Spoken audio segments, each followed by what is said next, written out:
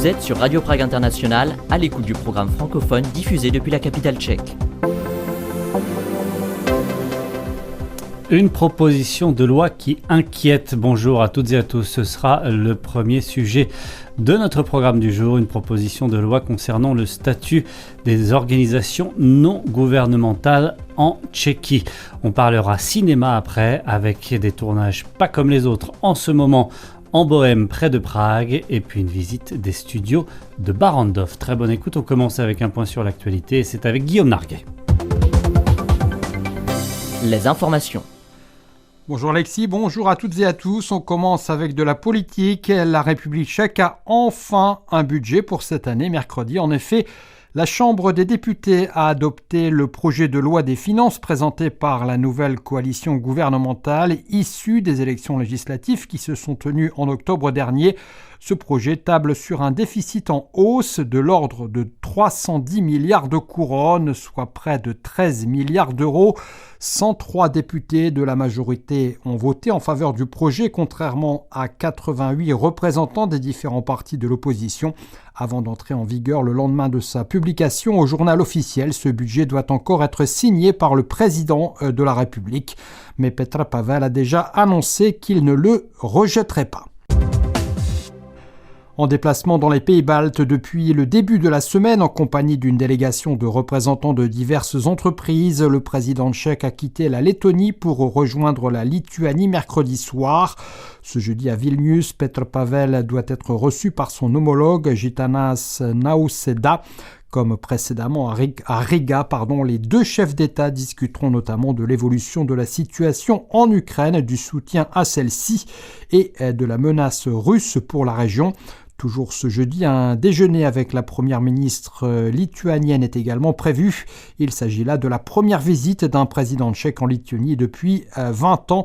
Petr Pavel se rendra également au centre opérationnel de surveillance situé à la frontière entre la Lituanie et la Biélorussie et à la base militaire où opèrent des soldats tchèques dans le cadre de la mission de l'OTAN qui vise à sécuriser le front oriental de l'Alliance Atlantique. Le groupe énergétique ČEZ, dont l'État tchèque est l'actionnaire majoritaire, prévoit de maintenir en activité ses centrales à charbon jusqu'en 2030, mais leur production d'électricité diminuera progressivement, a déclaré ce jeudi le vice-président de son conseil d'administration. Toujours selon ce dernier, la société ČEZ donc procède actuellement à un réajustement des centrales thermiques et des mines de manière à ce qu'elles fonctionnent principalement pendant les mois d'hiver lorsque leur exploitation est nécessaire, puis de pouvoir être fermée pendant l'été en fonction toutefois de l'évolution de la situation sur le marché. Un mot de sport, déjà médaillée d'argent de l'épreuve individuelle en biathlon dimanche dernier qui faisait suite à celle de Karina Edlinger en sprint dans la même discipline, Simona Bubeničková a offert mercredi une troisième médaille, toujours d'argent, à la République tchèque aux Jeux paralympiques d'hiver 2000 en Cortina, en terminant deuxième cette fois du 10 km style classique dans la catégorie malvoyante. La jeune tchèque de 17 ans, Simona Bubeničková, donc, qui est ainsi montée sur un podium olympique pour la deuxième fois de sa carrière, a été devancée pour la médaille d'or par la Russe Anastasia Bagian, qui avait déjà été sacrée dans l'épreuve du sprint mardi. Toujours en sport, les deux derniers clubs tchèques en lice sur la scène européenne disputeront leur match aller comptant pour les huitièmes de finale de la Ligue Conférence de football, la plus petite des trois compétitions continentales ce jeudi soir. Le Sparta est en déplacement aux Pays-Bas pour y affronter l'AZ Alkmaar, tandis que le Sigma Olomouc accueille lui les Allemands de Mayence. En raison de leur bon classement à l'issue de la phase de Ligue, les Pragois étaient directement qualifiés pour les huitièmes de finale. De son côté, Olomouc, le club morave donc, qui figure à ce stade de la compétition pour la première fois depuis 34 ans, a dû en passer par les barrages en février où il a éliminé les Suisses du FC Lausanne. On termine avec un mot de météo avant un week-end annoncé nuageux et même pluvieux à compter de dimanche. C'est un temps essentiellement ensoleillé qui régnera sur la majeure partie du territoire ce vendredi, jour de la fête des Rujena, comprenez rose en français. Les températures varieront entre 13 et 17 degrés et puis sachez encore qu'à Prague, le soleil se lèvera à 6h17 et se couchera à 18h01. Radio Prague International, le programme francophone. Une proposition de loi controversée visant à imposer l'enregistrement des organisations ayant des liens avec l'étranger suscite une vive polémique en Tchéquie, préparée par des députés de la coalition gouvernementale. Ce texte est accusé par ses opposants de s'inspirer du modèle russe des fameux agents étrangers. Plus d'informations, c'est avec Anna Kubishta. Le projet prévoit la création d'un registre spécifique pour les organisations ou entités entretenant des relations avec l'étranger, par exemple à travers des financements, des partenariats institutionnels ou une participation à certaines activités publiques. Celles-ci devraient alors se déclarer dans ce registre et signaler ces liens dans leur communication officielle, faute de quoi elles tomberaient sous le coup d'une amende pouvant aller jusqu'à 15 millions de couronnes. Si l'objectif affiché est de permettre une meilleure visibilité sur les acteurs susceptibles d'être influencés par des intérêts étrangers, l'initiative a été immédiatement comparée par ses critiques à la législation russe sur les agents étrangers adoptée en 2012. Cette loi oblige les organisations recevant des financements étrangers et participant à des activités politiques à se déclarer comme agents étrangers, un terme qui contient une charge historique particulièrement forte et négative, souvent assimilée à une accusation d'espionnage. Depuis son adoption par le régime de Vladimir Poutine, cette législation a été largement utilisée pour restreindre les activités d'organisations indépendantes et de médias critiques envers le pouvoir. C'est le cas notamment de l'organisation mémorielle et de défense des droits humains Mémorial. En Tchéquie, la controverse a pris de l'ampleur dans un contexte de forte remise en cause de nombreux autres acquis, comme la redevance audiovisuelle sur la sellette depuis la formation du nouveau gouvernement et dans un contexte de restrictions budgétaires dans divers secteurs comme la culture ou l'environnement. Prises dans leur ensemble, ces différentes ambitions du cabinet de coalition donnent l'image d'une dérive dangereuse pour la démocratie libérale, selon de nombreux observateurs. L'opposition parlementaire s'est donc mobilisée contre le projet en question. Plusieurs responsables politiques ont dénoncé un projet de loi qu'ils considèrent comme une tentative d'importer dans l'espace politique tchèque des méthodes utilisées dans des régimes illibéraux pour contrôler ou discréditer la société civile. Pour de nombreux élus, la proposition de loi risque de créer un climat de suspicion envers les organisations indépendantes et limiter leur capacité à participer au débat public. Ce rejet est d'autant plus fort que certains des auteurs ou inspirateurs du projet sont eux-mêmes associés à des figures politiques controversées. Selon le site Seznam Zprávy, le texte aurait été rédigé avec la participation d'une conseillère proche du Premier ministre et du chef du mouvement extra-parlementaire pro Jindřich Reichl. Natalie Vachatova est une Tchèque originaire de Volhynie en Ukraine qui a été autrefois active dans le mouvement politique d'extrême droite Trikolora et qui est liée à une organisation engagée, je cite, pour la défense de la liberté d'expression, très critique de la lutte contre la désinformation. Natalia Vachatova est ainsi associée par de nombreux observateurs à l'écosystème médiatique pro-russe ou relevant de la désinformation en raison de certaines de ses prises de position publiques, de ses interventions dans des médias issus de cette sphère et de ses liens familiaux avec la Russie. Cette collaboration alimente ainsi les soupçons selon lesquels la proposition viserait avant tout les ONG engagées dans des domaines des droits humains, de l'environnement ou de l'aide aux migrants, souvent soutenus par des financements internationaux. Car en effet, plusieurs associations soulignent que nombre de ces organisations dépendent en partie de subventions européennes, de fondations internationales ou de programmes de coopération, ce qui pourrait les placer automatiquement dans le champ de la législation envisagée. Les partisans du texte rejettent ces critiques et insistent sur le fait que la mesure n'interdit aucune activité ni aucun financement étranger. Ils affirment que l'objectif est uniquement d'assurer plus de transparence sur les influences extérieures. Le débat autour de ce qui, pour l'heure, n'est qu'au stade de la proposition intervient dans un contexte politique déjà tendu, marqué par la polarisation du paysage politique et par le retour au pouvoir d'Andrej Babiš, qui s'est allié à des partis plus populistes et plus illibéraux encore que son propre mouvement. Or, en Tchéquie, la société civile est traditionnellement très active. Associations universitaires et mouvements citoyens continuent de peser dans le débat public. Une nouvelle manifestation est d'ailleurs prévue le 21 mars sur la colline de Letna, à Prague, un lieu qui est un symbole des grandes mobilisations démocratiques du pays depuis la révolution de velours de 1989. Cinéma maintenant, le tournage du nouveau film de Martin Scorsese, What Happens at Night, se déroule depuis plusieurs semaines en Tchéquie. Le projet réunit un casting impressionnant avec notamment Leonardo DiCaprio, Jennifer Lawrence et Mads Mikkelsen. Et les lieux de tournage choisis sont près de Prague, en Bohême. Les premières rumeurs autour du tournage ont commencé à circuler mi-février lorsque le réalisateur lui-même est arrivé à Prague. Sa fille avait partagé sur Instagram plusieurs photos de visites touristiques dans la capitale tchèque. Et quelques semaines plus tard, Leonardo DiCaprio a rejoint l'équipe composée également de Jennifer Lawrence et du plus célèbre des acteurs danois, Mads Mikkelsen. Ce film est l'adaptation d'un roman de Peter Cameron publié en 2020, traduit en français sous le titre « Ce qui arrive la nuit ». L'histoire est faite de rencontres d'un couple d'Américains venus dans une ville européenne enneigée pour adopter un enfant.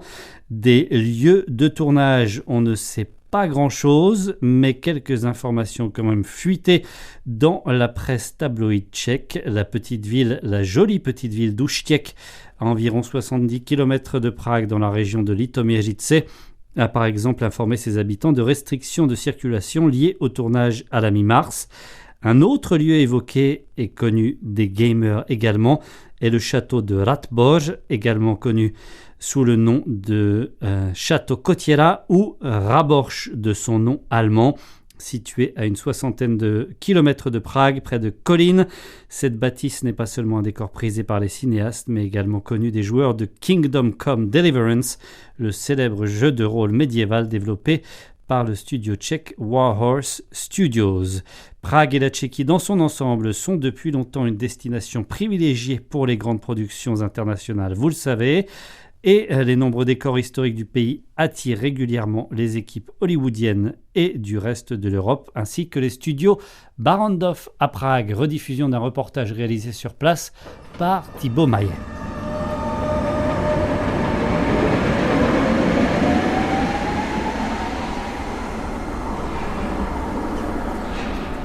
Les studios de Barrandov sont une institution culturelle tchèque fondée par la famille Havel. Vous avez forcément vu un film qui a été tourné ici à quelques minutes du centre-ville de Prague. C'est une découverte des collections et des trésors de ces studios que nous allons vous proposer aujourd'hui.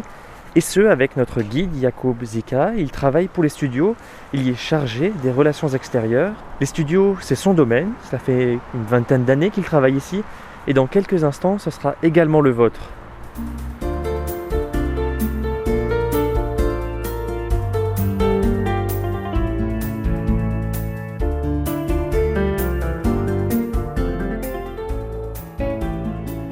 À peine a-t-on franchi la barrière d'entrée et contourné l'imposant bâtiment principal, blanc immaculé, drapeau flottant sur le toit, on comprend que les studios de Barrandov, c'est une histoire qui démarre dans les années 30.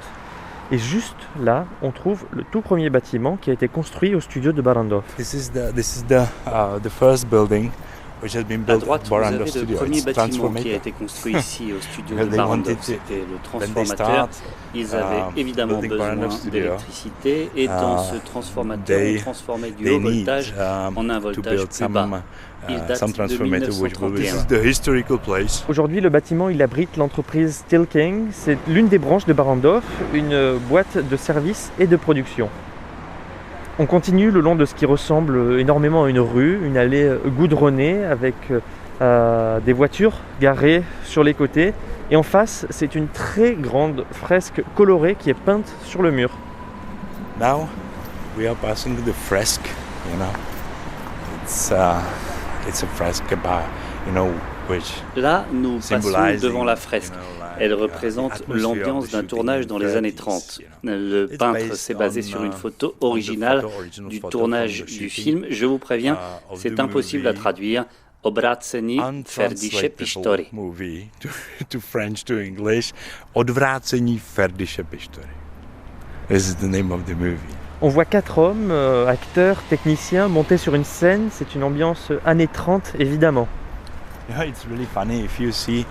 Ce qui est drôle, c'est que l'un des gars s'appuie avec sa main sur la lumière. En réalité, ces projecteurs étaient très chauds, plusieurs centaines de degrés même. Ils se seraient méchamment brûlés s'ils faisaient vraiment ça. Bon, ce n'est donc pas complètement réaliste. D'ailleurs, il y a un autre détail amusant, plus bas sur le mur.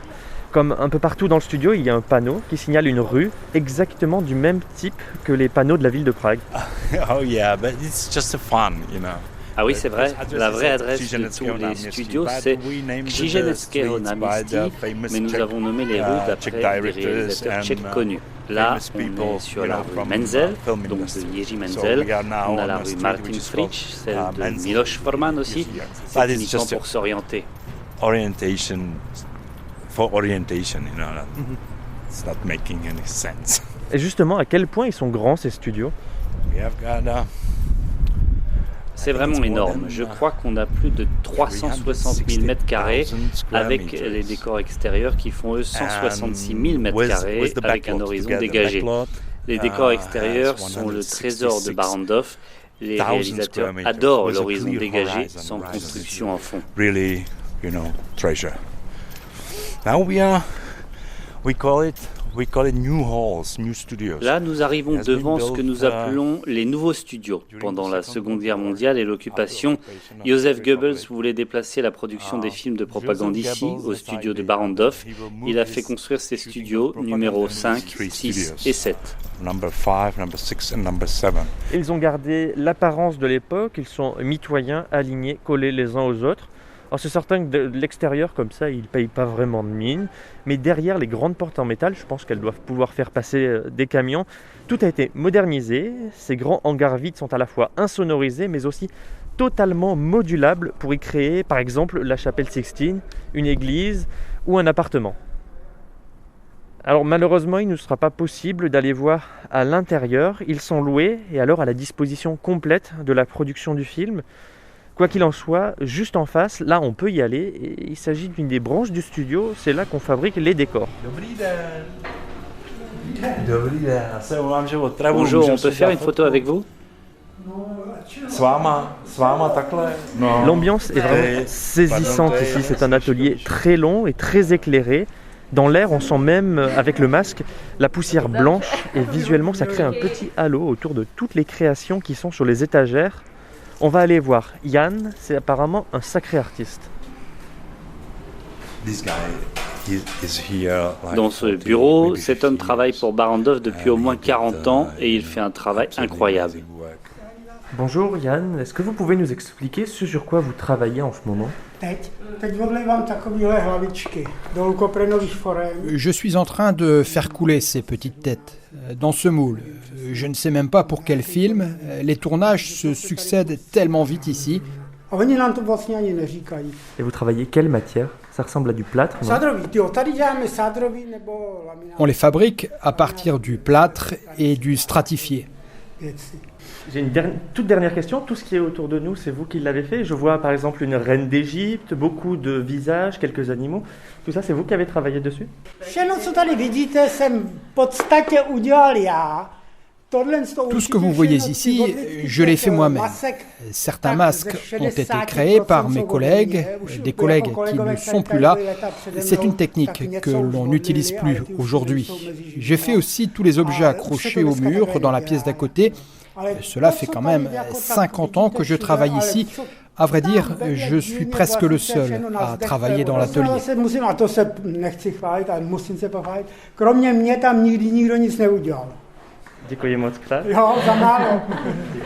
Vraiment, je n'en reviens pas de l'ambiance que créent tous ces objets. Ils sont si bien faits, l'illusion est vraiment parfaite. Il y a des fleurs de lys accrochées au mur, l'aigle impérial du Troisième Reich avec la croix gammée, sans doute pour un film historique, en tout cas j'espère. Des artefacts, il y en a vraiment jusqu'au plafond. Et donc maintenant, retour dans l'atelier juste à côté. On n'a pas le droit de prendre en photo un cercueil orné, magnifique, en préparation. Alors, je vais essayer de ne pas répéter ça trop souvent, mais c'est vraiment Une caverne d'Ali Baba en face de nous. Il y a 2 anges énormes qui sont accrochés au plafond de part et d'autre du bâtiment et quelques dizaines de personnes sont en train de travailler sur différentes productions. Et apparemment, on n'est pas au bout de nos surprises parce qu'on va maintenant vers le département des costumes et puis celui des accessoires. So we have got around Ici, on a environ 500 000 pièces de costumes et pour les accessoires, je ne saurais pas vous dire, mais sans doute plus d'1 million d'objets. Et donc, ici, tout peut être loué par les productions.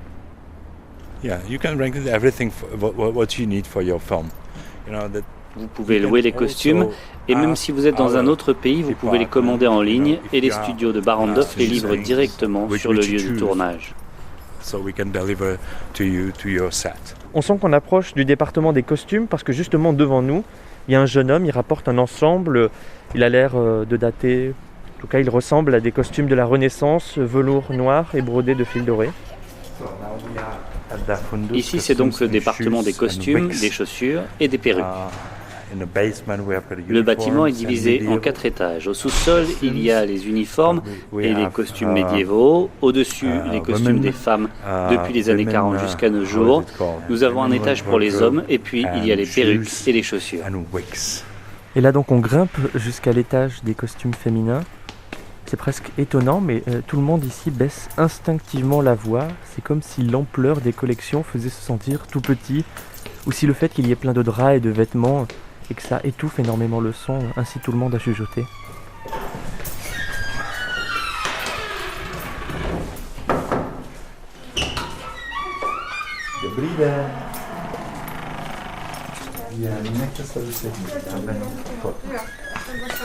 Můžete zavřít jenom, ať to nezvoní, děkuji.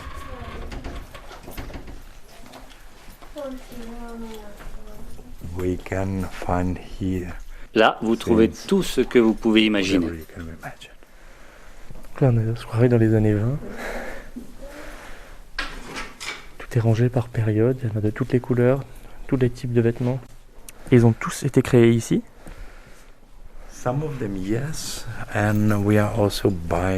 Certains oui, et nous en achetons aux productions pour les ajouter à nos collections. Vous pouvez trouver ici les costumes qui ont été créés pour de nombreux films que nous avons tournés ici, au studio de Barrandov. C'est une série de colliers, des chapeaux à plumes de toutes les couleurs, des masques de théâtre italien. C'est vraiment un vrai trésor.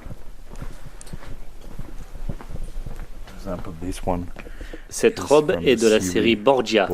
Et donc en l'espace de quelques dizaines de mètres, on est passé des années modernes, des années 60 jusqu'à la Renaissance. Donc l'étage des hommes, c'est juste au-dessus.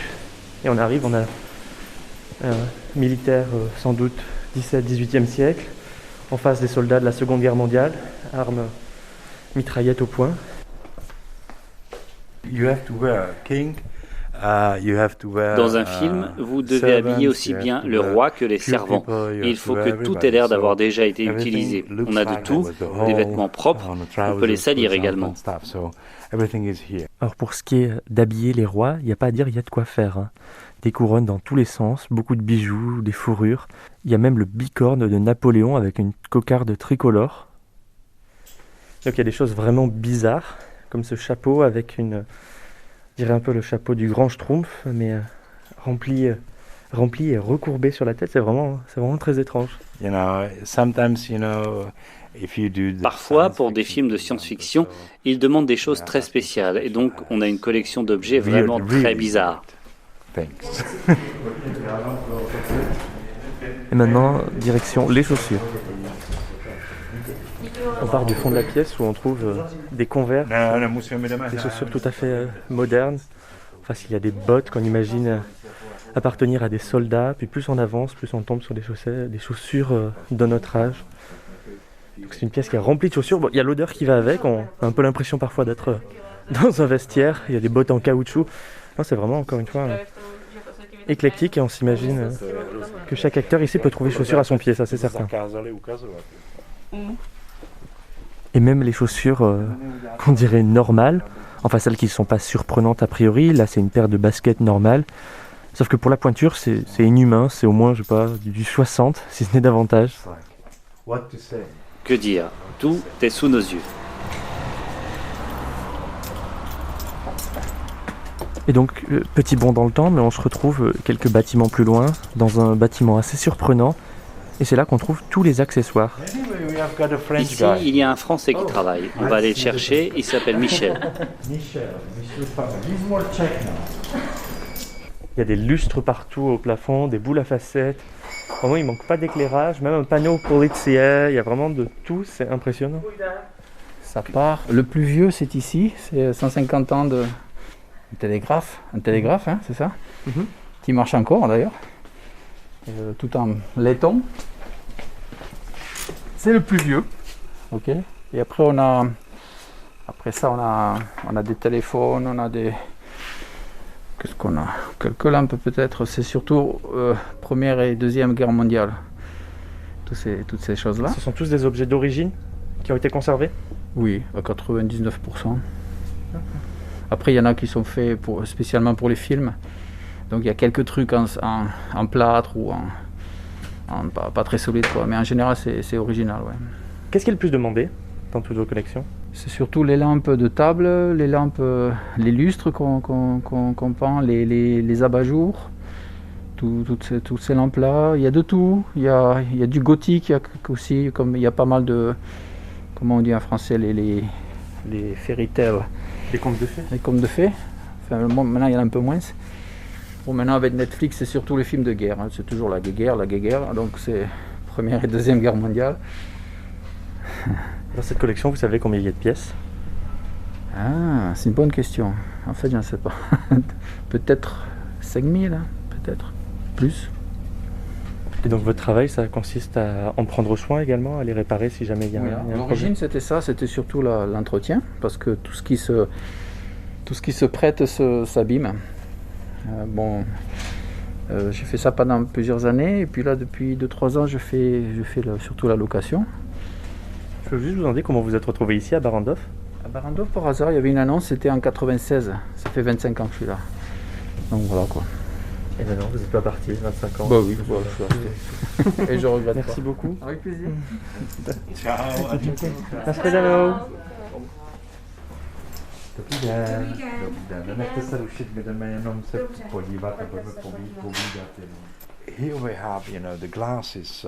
Ici, vous trouvez tous les verres, toutes les horloges, toute la vaisselle de n'importe quelle époque. Là, dans un tiroir, il y a tous les instruments médicaux. Et même des choses bizarres. C'est une marionnette, une vieille femme bizarre, représentée avec des cheveux gris en bataille. Les yeux, ils font franchement peur. Et encore plus parce qu'elle est suspendue au plafond par la tête. Et elle pend comme ça, à hauteur du regard. Alors vraiment, âme sensible, s'abstenir. Un portrait de la reine Elisabeth avec son chien dans sa robe jaune. Le regard captivant de Miloš Zeman, qui trône à côté d'un tableau qui date du XVIIIe siècle. Là, on nous sort une petite statuette de Lénine, si je ne me trompe pas, Lénine.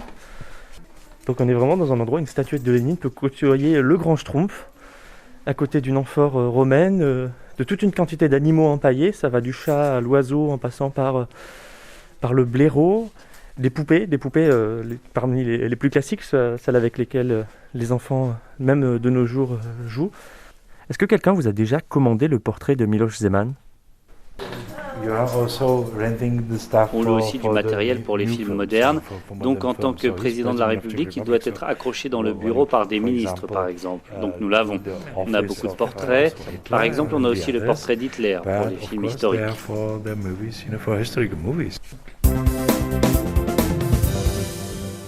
Pour retrouver ce reportage dans son intégralité et toutes les archives de Radio Prague International en français, eh bien c'est sur français.radio.cz. Pour nous écrire, une seule adresse, français sans cdi, @radio.cz. On se retrouve demain, même heure, même fréquence. Ahoy!